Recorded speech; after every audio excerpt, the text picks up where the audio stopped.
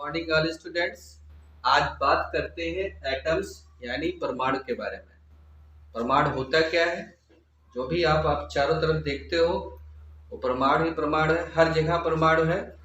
तो बात करते हैं परमाणु की। परमाणु वह छोटे से छोटा कण जो इस पृथ्वी पर विद्यमान है उसी को परमाणु माना गया है।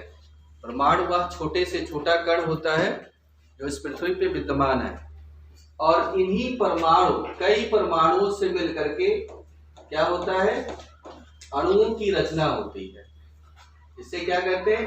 अणु कहते हैं, यानी इसे मॉलिक्यूल कहा जाता है। ये जो एटम्स हैं ये अविभाज्य होते हैं, यानी इनको विभाजित नहीं किया जा सकता, न तोड़ा जा सकता है। जो एटम्स हैं, छोटे छोटे कण हैं, इनको तोड़ा नहीं जा सकता।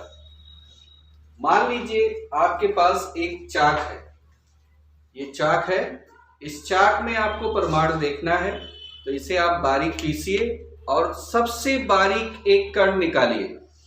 सबसे बारीक एक कण निकालिए, वो कण आपको परमाणु के रूप में दिखाई देगा, लेकिन इन आंखों से नहीं दिखाई देगा, आपको लेंस की सहायता से देखना पड़ेगा। यानी वह छोटे से छोटा कण, एक कण क्या कहलाएगा? परमाणु कहलाएगा। और कई परमाणु मिल करके अणुओं की संरचना होती है जिसे मॉलिक्यूल कहा जाता है।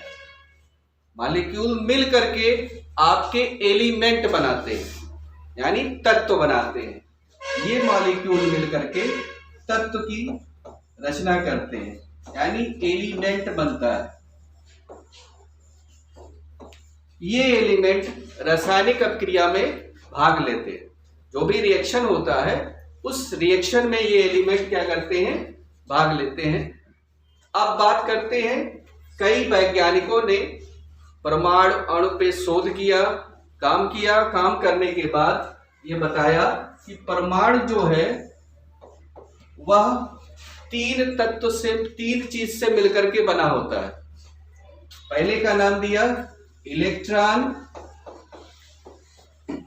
दूसरे का नाम दिया प्रोटॉन, और तीसरे का नाम दिया न्यूट्रॉन। ये तीनों मौलिक कण के रूप में कई वैज्ञानिकों ने कहा कि ये तीन ऐसे मूल कण हैं जो किसी परमाणु में विद्यमान रहते हैं, उसमें पाए जाते हैं। इलेक्ट्रॉन, प्रोटॉन और न्यूट्रॉन। इनकी खोज करने के लिए अलग अलग वैज्ञानिकों ने इनका खोज किया। वो वैज्ञानिक कौन है? इनका